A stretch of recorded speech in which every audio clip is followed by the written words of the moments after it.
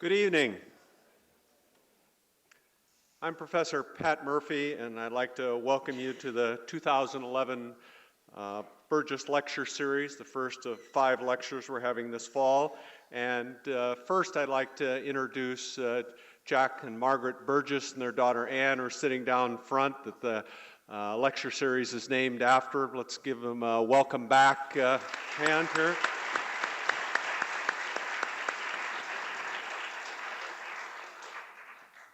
And the announcements you hear in church and everywhere else, please silence your cell phones and close your computers and things of that nature to give your attention to our speaker. Since our speaker is an emergency person, I would like to point out the exits on the corners in the back in the unlikely event something's going to happen.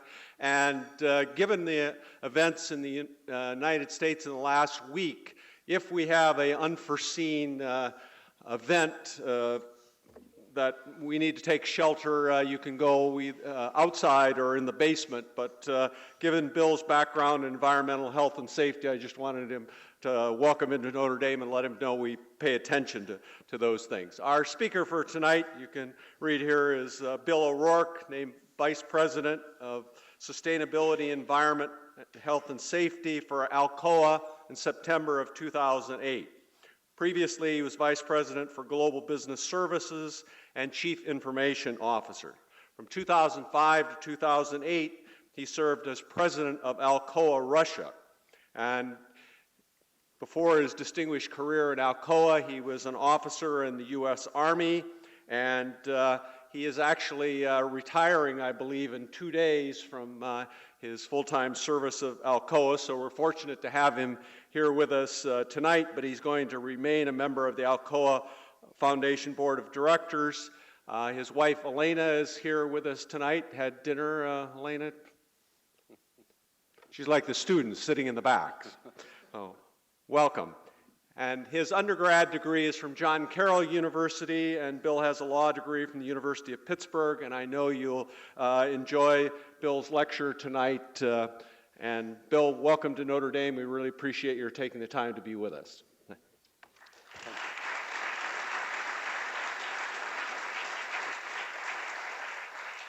Thank you very much. It's really a privilege to be here, and I hope I live up to the ideals that you've set for the lecture series. When I have a session like this, I like to impart some useful information, so here it is. Don't text and drive. If you do, your chances of an incident are up by 36%, so please don't do that. Or if you see others doing it, ask them not to. Okay, that's my useful information. The title for my speech this evening is, Does Your Moral Compass Point to True North? A compass is a wonderful device. From a level position, it always points north, and that helps us to find our way, which can be good during these difficult times. A moral compass is our conscience. It's what's inside of us. Each of us has a moral compass, and it tells us the right way to go. And that could be very helpful, especially during these turbulent times. Although each of us has a moral compass, they're all different. My compass points north. I'd like to think all of yours point north. But what's the precision that we have to true north? How right are our answers? Are they okay, or are they excellent?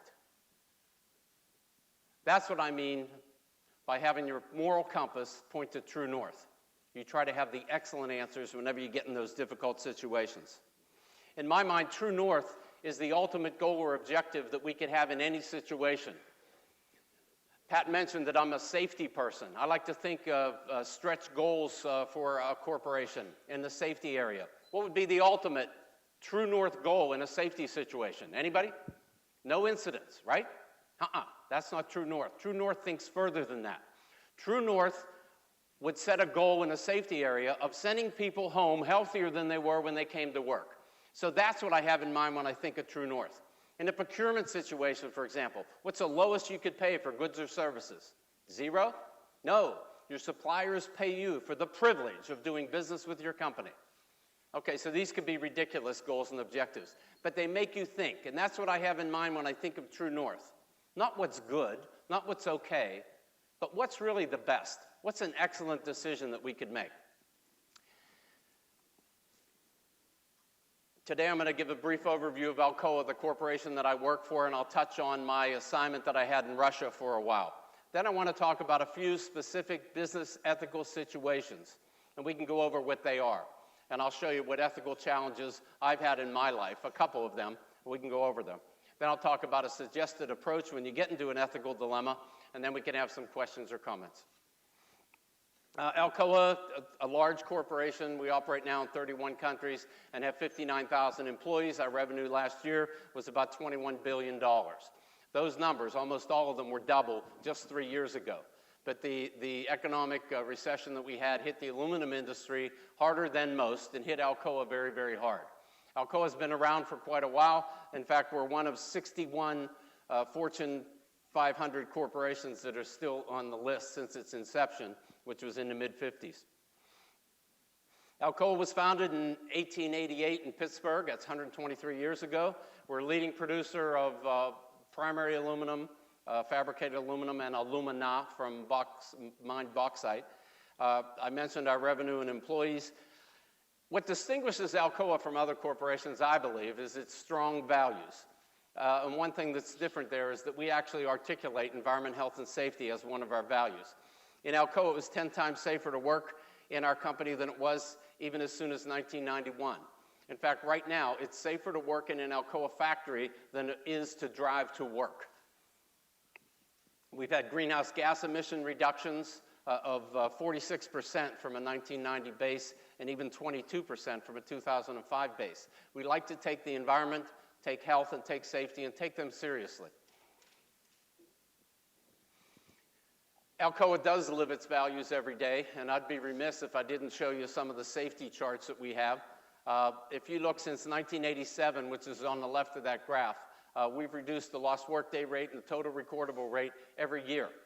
And even this year, it's down further. I've also had accolades from a number of organizations. We've been on the Dow Jones Sustainability Index since its inception.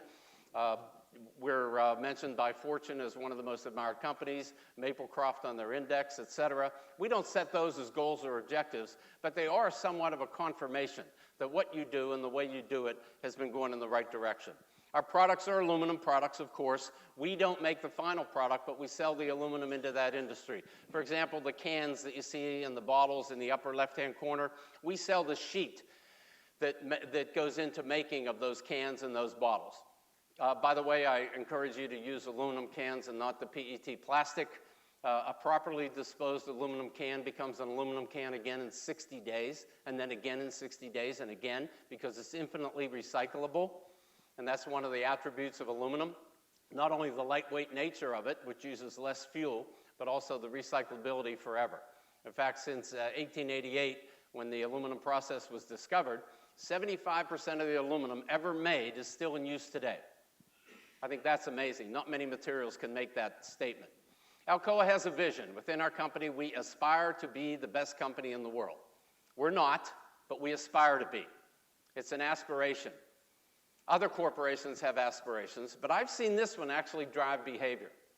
I've seen employees sit in a room wrestling with a difficult issue, and they'll ask the question, what would the best company in the world do in this situation? And it actually drives positive behavior. So even though we're not the best company in the world, we do aspire to be, and I think we're moving in the right direction. Alcoa, like other corporations, articulate our values. We have 7 values in the company. You can read these in the annual report and in the proxy statement. They're not much different than other corporations. The one thing that might be different is that we do articulate environment, health, and safety as a value of the company. But the others are what you would read in other corporations' statements that they have. I mentioned safety. I threw 2011 on this graph to show you that we continue to reduce the lost workday rate and the total recordable rate, and I'm very proud that as of today, we've gone 418 days without a fatality in the world. That's amazing for a manufacturing company of our size that operates in jurisdictions absolutely everywhere. It's the record for our company since we've been keeping records, and hopefully we've now become sustainable in the elimination of fatalities. Wouldn't that be wonderful? We had a CEO at Alcoa by the name of Paul O'Neill, who later became the Secretary of Treasury. I reported to Paul when I was in charge of safety the first time in my career. And it was easy to report to him because he was the safety manager. He spoke safety every time he talked. No matter what meeting you would go to, the first message was on safety. It could be an annual shareholders meeting. And like Pat, he would stand up and say, in the unlikely event that we have an emergency, we're going to proceed in an orderly fashion out the exits, and we're going to gather at this location. He talked safety all the time, to the point that people thought it was a little phony. Well, look at the record that he drove. He was with the company from 87 to about 2000 when he left to become the Secretary of Treasury. And look at that. He just drove these rates straight down. When he was leaving the company, I asked Paul, were you a success? He was a resounding success, by the way. But his answer was interesting. He said, if the lost workday rate and total recordable rate continue to fall long after I'm gone, I will have been a success. That's a sustainability kind of answer. That's the kind of answer that you want to hear from a CEO. And look, it's happened. Through 3 generations of CEOs, we continue to reduce this. So it shows how a CEO can really embed safety into the culture of an organization, and it's happened. Here's some values: respect, integrity, communication, and excellence. Anyone want to guess what company has articulated these values?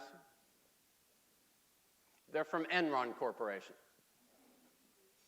And like I said before, they're words on a piece of paper. It's not what you write on a piece of paper that matters. It's how you behave and what you really do about your values, not what you say about your values. We had some leadership challenges whenever we moved into Russia. Alcoa purchased manufacturing assets that were about 50 years old from the Russians. They were originally run by the Russian government. Then after perestroika, these 2 facilities that we bought, plus an office in Moscow, they had changed hands about 4 times from the time perestroika happened to the time that we bought them, which was in 2005. Can you think of some of the initial leadership challenges whenever you go into Alcoa Russia? I was Alcoa's corporate auditor at the time, and the CEO came to me and said, Bill, we want you to go to Russia and run that operation. So I told Alan Belda that I needed a day to think about that. And I called him the next day and told him that at this time in my life, I think it's the right time for me to take this challenge.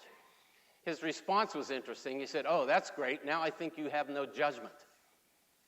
I don't know how you win in a situation like that.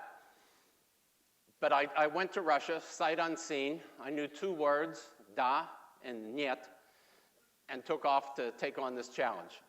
Think about that. Think of the challenge you could have. Why would Alcoa even go into Russia? If you look at the graph on the left, you'll see the per capita consumption of aluminum in Russia was about 5 kilograms per person.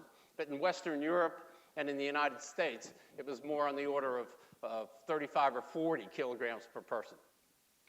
So we saw an awful lot of upside potential once their markets would turn around. And we wanted to go into these 2 old facilities, beef them up, and get them ready so that whenever the economy did turn, we would be there to make an awful lot of money. And we saw compound annual growth rates that were projected to be pretty attractive when we went into Russia. Of course, the economy hit us for a while, and it took us 5 years to be profitable instead of the 4 we were planning, but we are profitable in the operation now. This is a map of Russia, and you can see where our facilities were located. We had an offices in Moscow with accounting, human resources, and sales. But the largest plant we had was in the city of Samara, and another plant we had was in the city of Belaya Kalitva. In Samara, this was the biggest plant in all of Alcoa by any measure except profit. It sat on 388 acres. It had 129 buildings and over 8,000 employees. It was enormous. There were 400 women on maternity leave at that one plant. Incredible. But maternity leave in Russia is 2 or 3 years long, not 6 weeks like we have in this country. Interesting. You get to learn a lot about the culture when you go to another country. This was one large plant. It had the largest forging press in the world, the largest extrusion press in the world, a 5-stand rolling mill and some other mills. And the plant that was in Belaya Kalitva was almost as big. It was about the 4th largest in all of Alcoa. This was one big operation. In fact, it was top-heavy, and we needed to do some work. If we had the productivity that we have in our plants in Spain and England and in Hungary, we would only have 2,000 employees instead of 16,000 in this operation.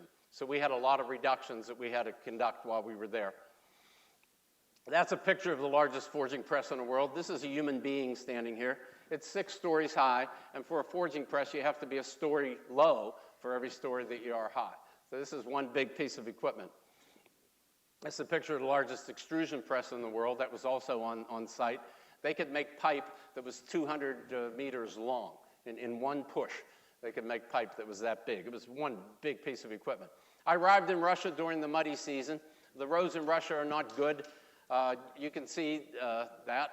In fact, look at that pothole there. You got 3 cars in the one pothole.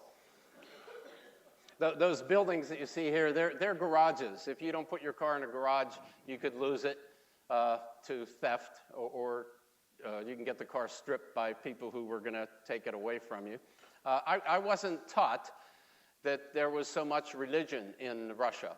I was taught this was one secular country when I was growing up.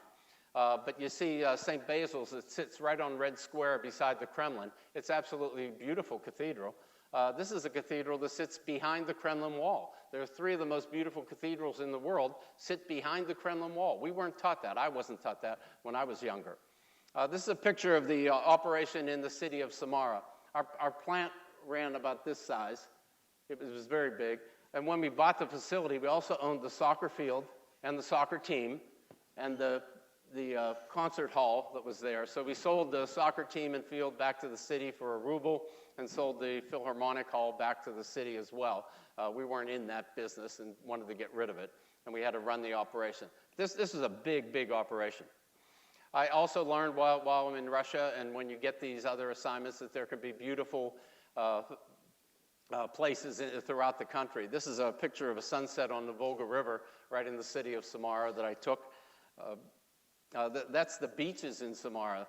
They have such cold winters. Whenever they get the summer, 20 to 30,000 people will fill the beaches along the Volga River on a daily basis. We actually brought art exhibits into Russia. This is an Andy Warhol art exhibit announcement that we had, and then we took it to Moscow, St. Petersburg, and Samara, and moved it around the country, and the people were very, very appreciative of that. We had an investment that we had to put into Russia. We bought these 2 facilities for $257.5 million. We moved in February 1st of 2005. And then we had a plan to spend $100 million in the first year in capital improvements. These places really needed fixed up. To give you an example, in the Samara plant, we took 40,000 tons of steel scrap out of that facility in the first 6 months. 40,000 tons of garbage that was sitting in the aisles that just had to be taken out to make room to put the other investment in. But the first year, I spent $20 million. I had a budget of $100 million. Anybody want to guess why I couldn't spend the $100 million? Any thoughts? Yes? Had to clean it up in the beginning. Yes, we did, but that's not why. You know why? Corruption. That's why. Everybody has their hand out. There's a philosophy in Russia that if you're in a stream of money, the stream of power, or a stream of cash, and you don't take some, you're an idiot. And the reason for that is the people are poor. They don't have much going on in their lives, and if you have an opportunity to steal, you steal. And that's at every level. So we bring an aerospace plate furnace into the city of Belaya Kalitva. There's going to be 4 places in the world that make aerospace plate. And the mayor shows up and stops 6 trucks coming from Germany with an Ebner plate furnace on it. And he says, I see all this money coming in my city. I'm not getting any. I'm not going to let these trucks move until I get some money, and I've determined that's 25,000 US dollars, or these trucks don't move. What do? Now keep in mind, I have a budget of 100 million and I've got to spend it. I go to meetings with my group president in the company, and he's telling me, you do whatever it takes. You make that investment happen. He's smart enough not to say pay them off. At the same time, I have a lot of my Russian counterparts in the new business that are saying, give me $10,000, I'll make this go away. What do? We don't condone it, we don't participate in it, we're not going to do it. We told the mayor that he's not getting a kopeck, and these trucks, that he can keep them until the furnace rusts if he wants to.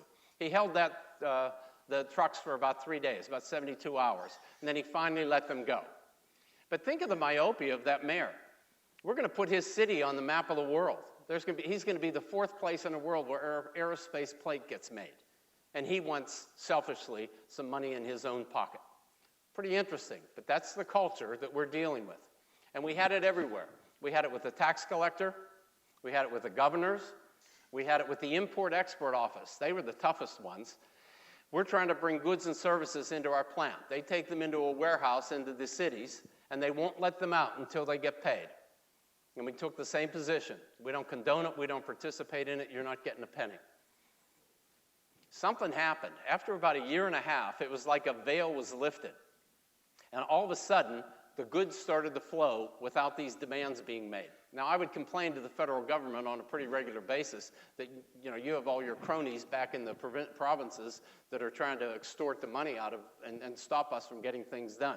So I'm sure they helped. We were also a major corporation. The aluminum business in Russia is of strategic importance to the government. It took a vote of the Duma to allow us to buy these facilities. So we were a pretty big company, and the government was watching us. So we could get away with taking a very, very tough stance. But some of the smaller companies trying to do business in Russia, it's very, very, very hard. But the first year, you can see we spent only $20 million. The next year, we spent 100. And the year after that, 167, then 186. So we were able to spend the money, but it took a while to get that going. And we didn't anticipate that that would be as much problem as it turned out to be. And here's some pictures. There's a slitting operation on the right-hand picture. That's as good as any slitter you'd find anywhere in the world. We actually had the U.S. Ambassador, Bill Burns, come from Moscow to our facility to turn this on. This is a pump room. We were actually cleaning everything up, and I went in this pump house one day and found out it was beautiful. These people had cleaned it. If you've ever been in a pump house, these places are dirty. They're black. They're full of soot and grease, and these people were cleaning it up. So it's another culture of Alcoa that we're trying to bring into the operation, that we clean the operation, we do housekeeping, and another one was safety.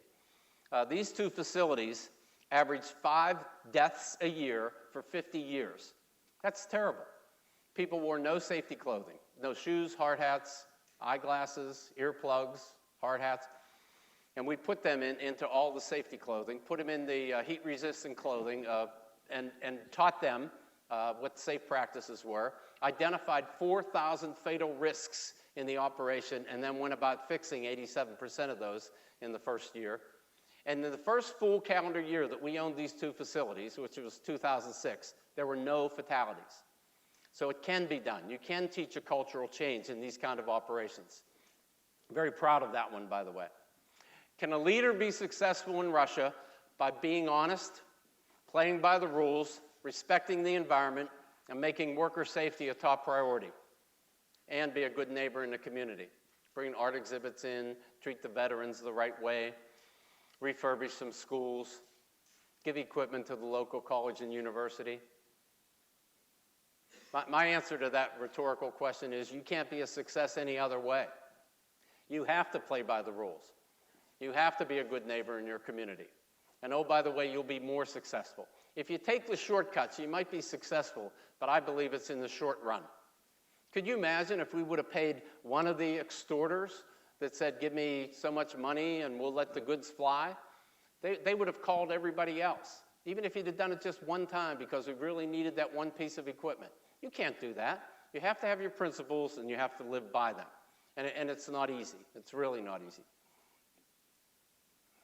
Okay, what I'm going to do now is switch to some ethical examples that I've had in my life. And I would appreciate some discussion of these ethical examples. As we go through them, tell me, what would you do in a situation like this? Here's one.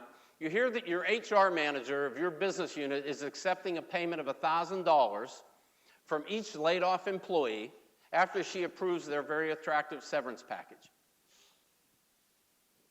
How about that? But the reason I throw this example out is this can't happen in our company. There's no way that that example can happen in Alcoa, but it does. Oh, yes, it can. This is a real one. This was in Russia again, by the way. And I'm the president of Alcoa Russia, and I hear the HR managers laying everyone off themselves and extorting them of $1,000. What we did, we took a position that we were going to give people about 3 months severance pay rather than the 2 weeks that they were allotted by law, because we thought that was fair. The HR manager led them to believe that she had discretion to give them more or less, and would give them more if they would give a kickback to her. Interesting, isn't it? What do you do when you hear that? Anybody? What would you do if you got that report? Pardon? In Russia, you would shoot them. By the way, not far-fetched. I was in 2 meetings when the person across the table said to me, if this was 5 years ago, I'd kill you. I'd shoot you right now. Pretty interesting. Well, the first thing you do is you investigate. You have to gather the facts. Always, because there are idle accusations out there. So gather the facts is the first step in any ethical situation. So I gather the facts in this situation. I find out it's true. It's true. By the way, I was speaking at another university when I explained that this was true. We investigated. This was going on. What would you do? And I called on one student who said, I would give that HR manager a stern warning. I'm thinking, what would it take? Yeah, what would it take to fire somebody? If that's not a firing situation, I don't know what is. In fact, not only, and remember I talked about true north either. You think about your compass. You want to investigate the facts, make sure the accusations aren't idle, but then take the right action. And the right action is not only dealing with the HR manager. How about the people who were extorted? Did they get made whole? How about taking action, legal action against the HR manager for restitution? That's what I mean by true north. Look at all the parties who are involved in the ethical issue, make sure they all get treated fairly in situations like that. But that's a blatant example. And you have to have a communication channel within your organization or your work group so people will report these ridiculous things whenever they occur, and then they can be investigated. There's another one. It's reported to you that a relatively new plant manager who's in an Australian location, who was recently hired to succeed his business president, but he's going to work here at this Australian plant for a while and then become the global president of that business. He's having tremendous early success. Net income, working capital reductions, procurement savings, delivery performance, and employee engagement scores. But you get a report that he has now instructed his employees in Alcoa to spin the safety results. What do you do? What's the first thing you do? Gather the facts, investigate. That's exactly right. So we dispatched one of our best safety managers from Tennessee to go to Australia. She called back within a week and said, I've now found 51 incidents that have not been reported. Most of them were minor medical treatment cases, but a couple were recordable incidents. And in each case, the person who was hurt was encouraged not to report by the plant manager. Now what do you do? Anybody? Remember the focus I gave on safety at the beginning. That's really a value within Alcoa. You don't mess with that value in Alcoa. Well, this was an interesting one.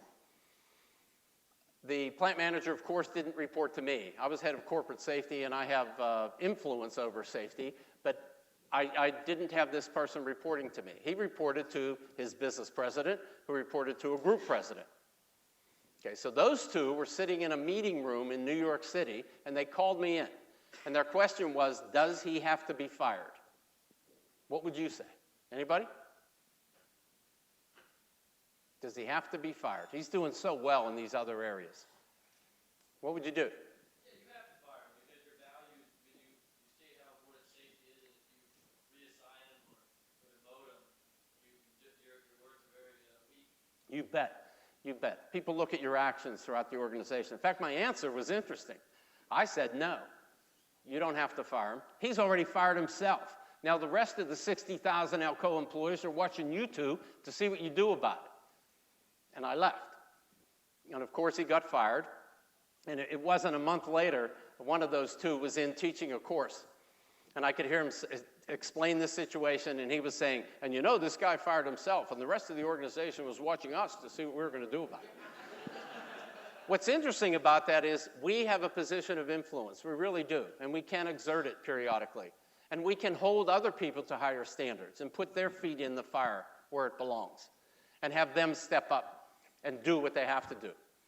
Otherwise, your words are just idle words. Let me give you another one. Okay, I didn't work directly for our rolling business, but I was very well aware that they had a difficult environment, especially in the can sheet market. We sell the sheet to make cans. I'm sitting in the St. Louis airport waiting for my plane, and I overhear 4 business people. You know those rows of chairs you have in the airport? There's one right behind you. These 4 guys are right behind me, and they're talking about an upcoming negotiation with Alcoa. And they were mentioning things like supply, competition, price positions, and it seemed like it was going to get pretty specific. What do you do? Anyone? You're in that situation. Do you listen in? Do you take notes? Turn up your hearing aid? That's one extreme. The other one's walk away. Yes?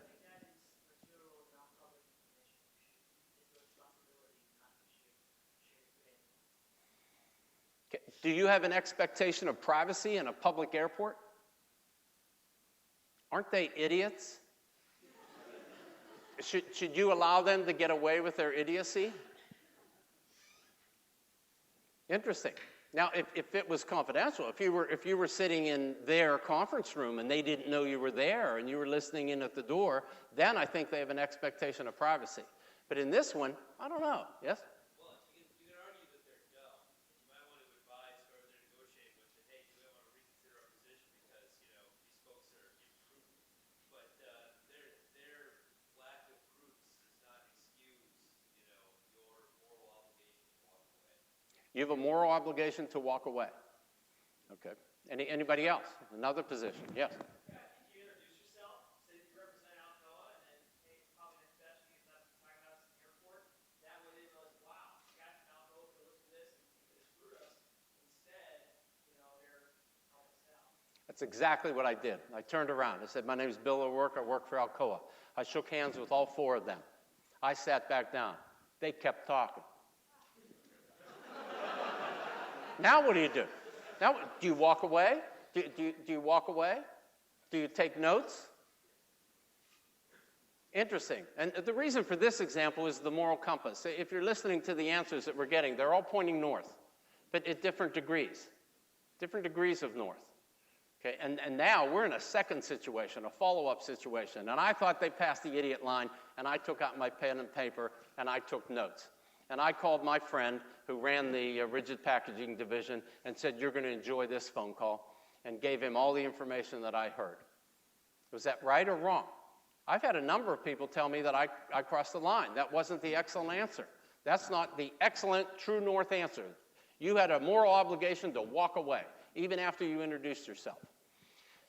But that's why I propose this example, is a lot of people could decide to attack this one a lot of different ways, and they're all right.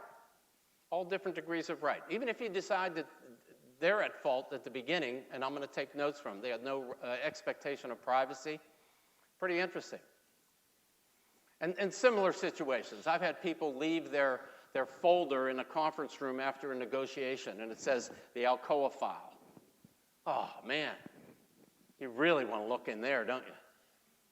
But what if they left it in a garbage can? That kind of says, I've abandoned this, and it's free to anybody to take. It's interesting. And you'll get these situations. Or I had a customer send his margin report to us. He meant to send the price list. Instead, he sent the margins that he made on each product to us. So there, you return it to him, but the damage has already been done. Oh, by the way, keep in mind, there's a lot of misinformation that's planted. I don't think the examples that I gave you, those people were smart enough to be planting misinformation around, but people could be doing that as well. You'll get these situations in your life, and ask yourself, how would you handle them? Okay, you run an aluminum extrusion business. You have 15 manufacturing locations around the world. You're operating 8 have been shut down and they're for sale. 1 location in Texas that hasn't operated for 5 years is already under a sales agreement to be sold to a company in California. You just haven't had the closing yet. You get a call at 5 p.m. on a Wednesday from your environmental manager in Texas, and she says, there's trichloroethylene in the groundwater at a sample that was taken at the boundary of that plant. What do you do? What do we do first? Gather the facts. That's right. So it's interesting. I get the call at 5 o'clock, and then my question was, we don't have anything in El Campo, Texas, do we? Oh, yeah, we just bought Reynolds Metals Corporation. They had 79 locations. We did environmental diligence on 72 of them. But there were a bunch of them that were either for sale or hadn't operated for a while, so we didn't do any environmental diligence on them. And this is one of them. Hasn't operated for 5 years. It's for sale to a company called Tredegar in California. The closing is next week. So we didn't do any diligence on this. Well, why did you do core sampling? We have a consent decree with the government of Texas that says every 2 years we'll get a list of our properties and do ground sampling outside of, on the boundary of every plant we have in Texas, and then report those results. Next question. Is trichloroethylene bad? So you call your health official, and the health official said it's a known carcinogen. If you ingest it, you will die, or you'll get cancer. Now what do you do? Are they ingesting it? Well, there's 125 families in this city of El Campo, Texas, and they're all drinking well water. Okay, it's now 5:15. What do you do now? This is real. This is a real situation. You call your corporate lawyer, which I did, and he came into the room with a young attorney with him. And I asked him, I explained the situation and said, what do you recommend? He said, don't do anything. If you do anything, you'll be admitting liability, and we don't know that Alcoa is liable yet. That trichloroethylene could have come from a dry cleaner, a gas station, or somewhere else. We haven't operated the facility in 5 years. What do you do? Remember earlier I showed you a vision statement of Alcoa? We aspire to be the best company in the world. What would the best company in the world do? Yes?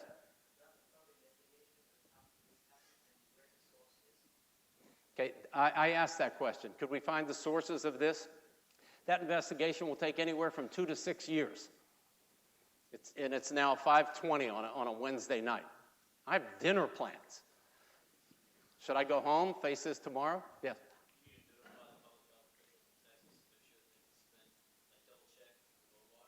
Okay, notification. Would you go further than that? He suggests notify the officials and let them know what you found.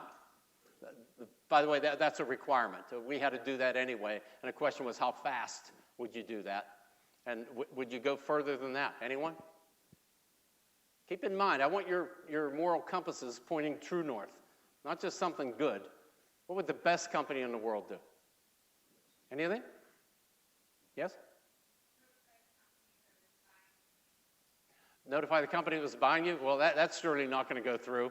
You can bet once you disclose that, you're not going to be selling this facility.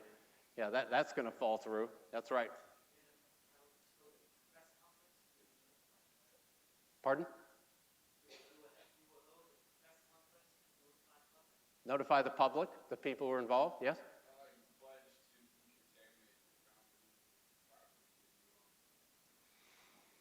Okay, and that too will take 6 months minimum to be able to do that. Anybody else? Yes?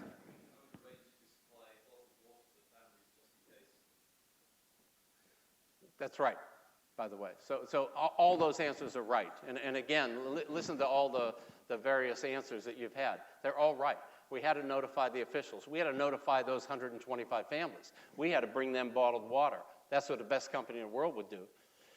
Meanwhile, our attorney's saying do nothing. But that's not what the best company would do.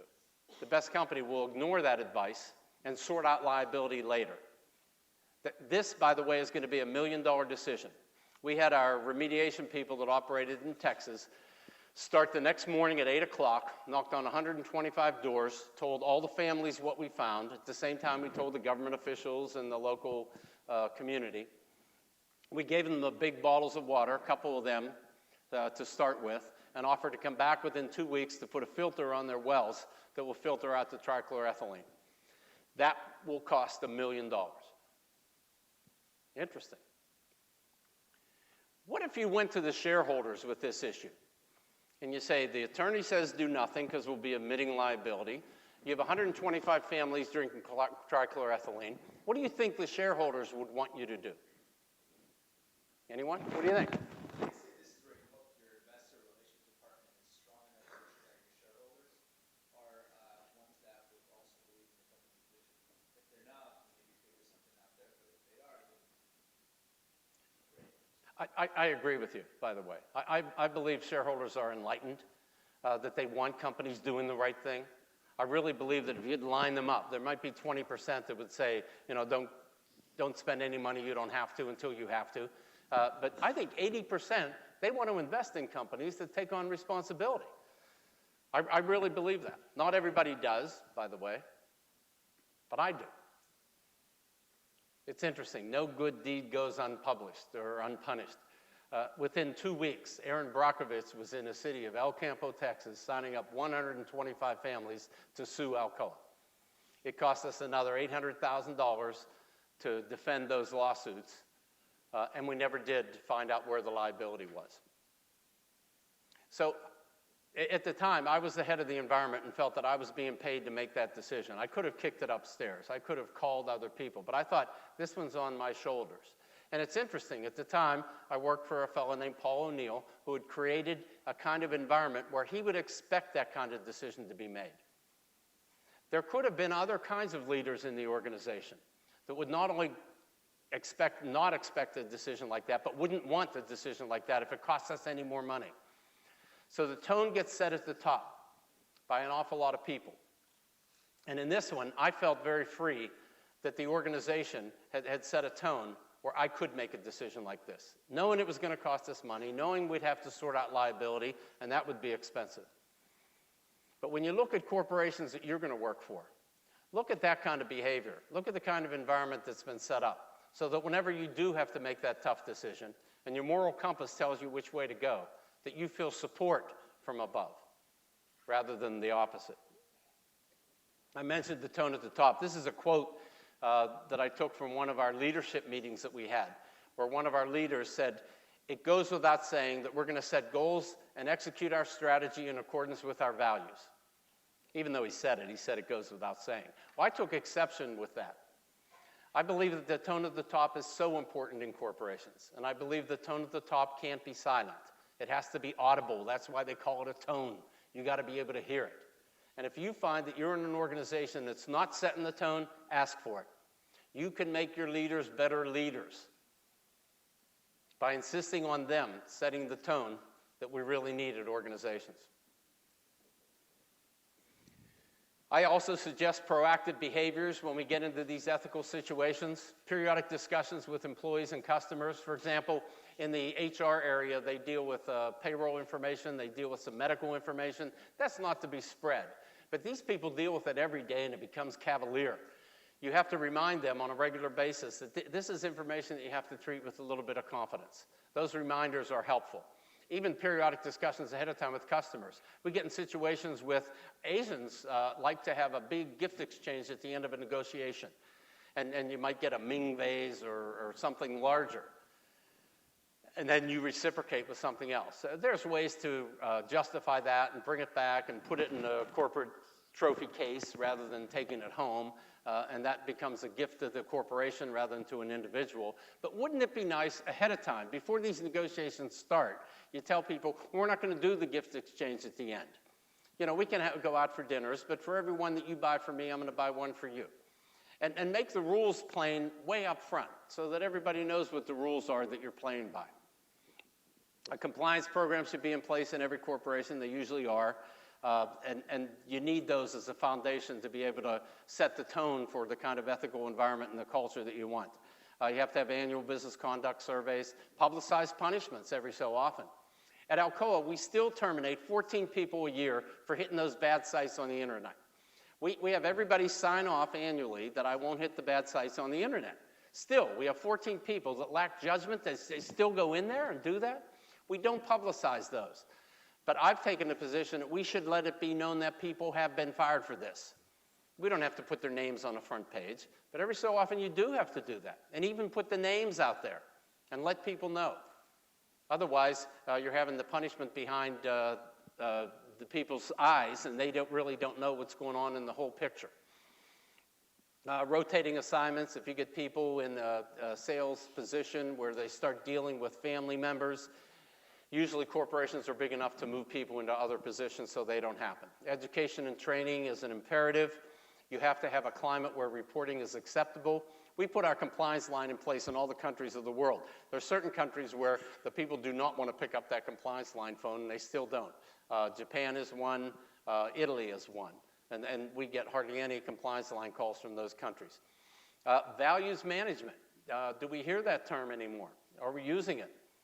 Should we perhaps reward employees based on proper ethical behavior? At Alcoa, I haven't found an instance where a person has been promoted or got a raise because they did something ethically proper, but I think it's one of those basics that allow you to be considered for other positions, and it does pay off, even though it's not specific. Some suggested approaches to ethical issues. When you get them, gather the facts. Define what the ethical issues are. Identify the affected parties, and often it's more than meet the eye. Sometimes it's everybody in the corporation watching to see what you're going to do about it. Identify the consequences and decide if they are appropriate or inappropriate. Identify obligations you may have to people. If people got extorted on the way out the door, do you have an obligation to make them whole? And you might. Think about character and integrity of people. We had a business president that skirted the antitrust laws for a while, but he had 27 years of good behavior. His character and integrity was very good. This was his first violation that anyone could think of. So they thought he shouldn't get capital punishment. We shouldn't fire him from the corporation. But there was a lot of discussion of what should he get. So he lost bonus and stock options for a year, which was significant, rather significant. But it was based on his character and integrity that he had at the time. Think creatively about potential actions. Yeah, sometimes there are creative solutions to some of these issues. And then check your visceral reaction. Check that moral compass. See where it's pointing. We can feel when something's wrong. Most of us can feel when something's wrong. And then you have to act. Not acting is acting. It's condoning behavior. So you have to act, affirmatively act. And a couple other final thoughts that I have. If something looks wrong or feels wrong, don't do it. It might not feel wrong to you, but if it looks wrong to everyone who works for you, you really shouldn't be doing that. Let others know the rules up front. It'd be like passing out speeding tickets without posting the speed limit. You have to let people know what the rules are and be very transparent about it. Be outspoken and quick when you find an ethical issue. You can't let those linger. Some of them you can take some days, but a lot of them take minutes or hours to decide. Tell the truth. I hope that goes without saying. Listen. Listen to all the people who are involved. You really have to gather the facts, the perceptions, and what's going on. Be fair to everybody concerned, not only the accused, but the accuser, others in the situation, and walk the talk. If you're a leader and you're trying to set an ethical culture, you better be living by it first. You can't have rules for others that you don't abide by. And if you're ever in doubt, seek advice. You're going to a very good school. You have some very good classmates. When you get into an ethical dilemma, and you will, pick up the phone, call one of your friends, talk it out. And often, just the fact of talking through it will help you, even if you don't get advice from the other side. The talking it out is very, very helpful. And final pieces of advice for you is seek true north in everything you do. When you set that goal and objective, ask yourself, have I thought far enough? Maybe you can think further or further than that. And when you set those goals for yourself, make them extreme. And a final one is get the most out of every day and every minute in your life. When I look at life, I look at it like the hourglass that we have, and all those moments and instances are passing through like grains of sand. I think we have an obligation to grab that grain of sand when it comes through, every one of them, and you squeeze it and get everything out of it. So when you let that one go, you have no regrets. And then grab that next one and get the most out of that. You have a whole life ahead of you, and you'll enjoy it. I want to thank you for the opportunity to be here today at this fine institution. Like it or not, Notre Dame University is held to a little bit higher standard than other institutions around the country. When other people understand that you have come from Notre Dame, they're going to expect a little bit more from you. They're going to have high expectations for ethical conduct, morality, altruism, generosity, and compassion, more than they will of others. I suggest that you live up to that deserved expectation. Check your moral compass, check it regularly, and use it to help guide you and to lead others on this path of life that you're leading.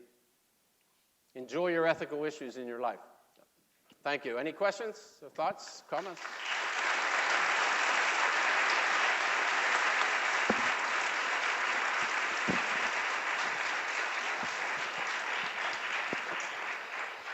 Thank you, Bill. We'd appreciate it so that other people could hear if you could come down to the mic, please. So maybe somebody in the first or second row with a question come up, and then those of you will take at least 5 minutes of questions here. Come on down. I don't know if you can hear me about the mic, but I like your story about being in Russia and not, succumbing to the bribes that you had to pay, that they want you to pay. I'm just worried about, you're our global company, and you have $20 billion in revenue in bad years. You obviously can absorb those prices, those losses, and have mayor stop those trucks for 3 years, not make profit in 5 years. Where's a smaller company in that situation that might be a competitor of yours that can't absorb those losses? And also, does your company, Alcoa, feel a responsibility to, try and work with the government to make sure that corruption, that those bribes no longer exist? Yeah, I appreciate your comment. And in fact, I have a compass for you, so you can pass that back to him. He's kept it. He kept it. That's a very good question, and I think I mentioned that we were fortunate. We were friends with the federal government, not the provincial governments. We were in a better position to be able to absorb these. We were a big company that can absorb them a little better, and the smaller ones did have more trouble. Many friends of mine who ran the smaller companies routinely paid whatever the extortion price was just so that they can keep their business going. But I think if the larger multinationals like Alcoa, and there were a few there, Coca-Cola, I think, operated in the same fashion, some of the service companies that were there. If they can bring those values, those Western values into this country, if they can assist the government, work with the government to be able to eliminate the corruption, then that'll trickle its way down into the country. When I first went there, there was no talk about controls, financial controls, no talk about Sarbanes-Oxley. By the time I was leaving, 3 short years later, there were people who were compliance officers, Russian nationals in Russian companies who were compliance officers, people who were moving in the right direction. So I think this needle is moving, but it's slow. It's really, really slow. And we do have that obligation. That's a good observation, though, about the big and the small companies. It's a different playing field. That's right. Any other questions or comments? Yes? Yeah, I had a question about kind of tying this.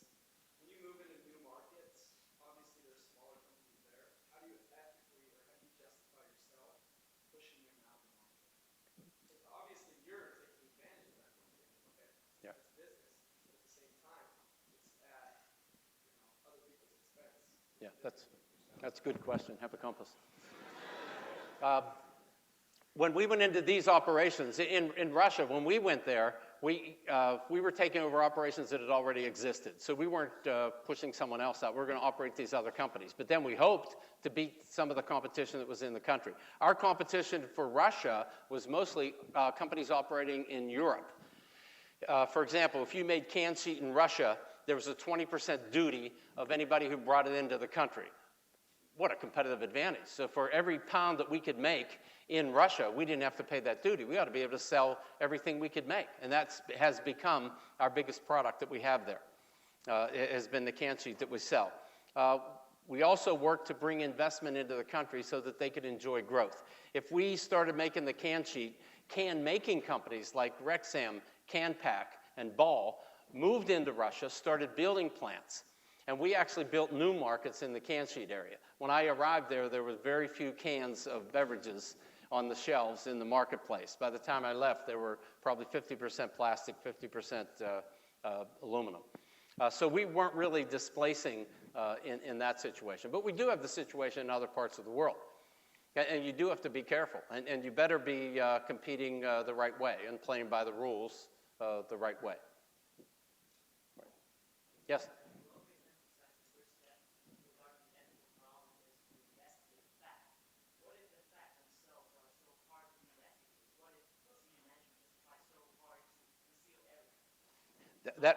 That's insufficient. You can't have a compass. You can't say, I can't investigate the facts. That can't be the right answer. You have to investigate, regardless of how complex they are. If they're complex, it'll take more time. And I've seen some investigations that got really entangled and long and involved. And in some places, you can cut your losses and make a decision that you can look forward rather than backward and try to fix all the problems in the past. But you have to be able to investigate enough to find out what's really going on. Otherwise, how can you fix that in the past? By the way, there's a step before that. The step before gather the facts is recognize you have an ethical issue. And that's why you're taught this in these classes, so that whenever these issues do arise, some people might say, oh, that's an ethical issue? Oh, I didn't even know that. You can't have ignorance either. So I'm assuming that at first you recognize you have an ethical issue and then you investigate the facts. But I don't think that's an acceptable answer, that it is so complex that we can't gather the facts. I don't think it's an acceptable answer in marketing or sales or finance. Imagine if you went to your audit committee of the board of directors and said, we can't investigate this fraud because it's too complex. Your successor will investigate those facts. Any other questions, comments? Yes? So regarding the plant manager who was hiding the safety issues or someone else to report them, I'm curious, while terminating that employee with an immediate signal that that was unacceptable behavior, I'm curious to know, was there anything done to reassess how that would be incentivized to make sure that no one in the future really followed suit, of course, with not reporting those safety issues? Yes, I showed you some of the safety results, and our safety results keep getting better and better. And it's a big deal to have a good safety record at your plant. So on an annual basis, we send health and safety auditors to every plant in Alcoa, and that's what they're looking for. Make sure that we haven't built up this expectation that's so high that it's encouraging people to actually bend the rules. And that has to be said. Again, that's the tone at the top. That's a message that has to come out from the CEO on a regular basis. I want good safety records, but I don't want you to fabricate them. They have to be real safety records. So, yeah, we follow up with audit reports in the health and safety area. Very good. Yes? You mentioned before that a lot of companies have listed values, listed values on the value statement. But how do you, a lot of times, the employees don't actually live by those statements. So how do you motivate them to really embody the listed values that you set forth for the company? That's a great question. How do you motivate people to live by the values that you've articulated? If you talk to most leaders of corporations, that's what they want. They really do want a culture where people have integrity and honesty, and at the same time, they're seeking profitability. You want the customers to be important and will treat the people the right way. They want that. But when times get tough and you get into adversity, what are the bosses really saying? How about when my boss, when I'm not spending the capital, is telling me, do whatever it takes? Meanwhile, 2 or 3 of my peers are saying, give me that $100 million, I'll spend it. Do whatever it takes. You got to be careful with what you say.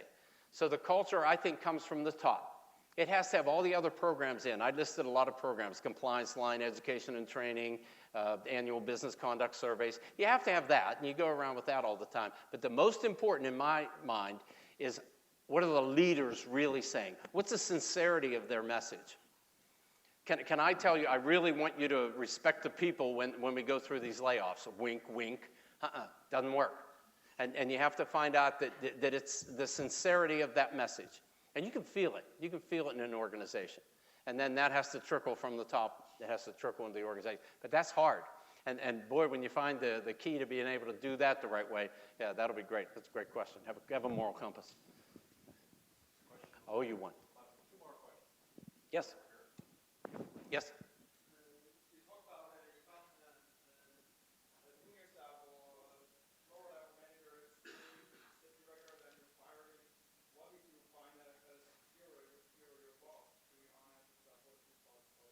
That, Your boss was kind of explicitly suggesting you make a bribe, get things going, and what do you do about that? right, that's where you can't discriminate.